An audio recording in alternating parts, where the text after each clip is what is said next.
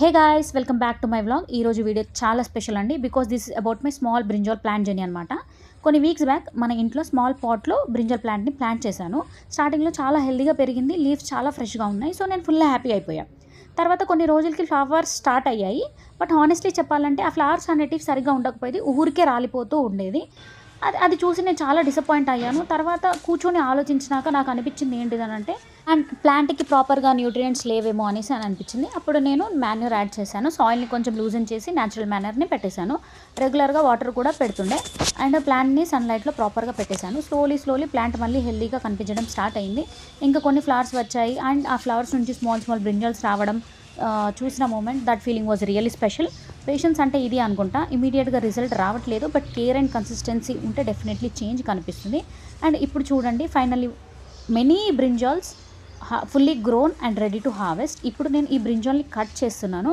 Honestly this is a proud moment for me, because this is not just a vegetable, this is my effort, my care and patience result. చూడండి ఎంత ఫ్రెష్గా ఉందో, completely home grown, straight from our small garden. Flowers మాత్రమే వచ్చిన give up కాకుండా కొంచెం extra care ఇచ్చి తర్వాత రిజల్ట్ వచ్చింది. లైఫ్ కూడా అలానే కదా, కొన్ని టైమ్స్ మనకు అనుకున్నట్టు జరగదు, బట్ మనం ట్రై చేస్తే చేంజ్ వస్తుంది. So guys, this is today's my small but happy achievement from my home garden. If you have little space, try growing one plant. Trust me, that happiness hits different. See you in the next vlog.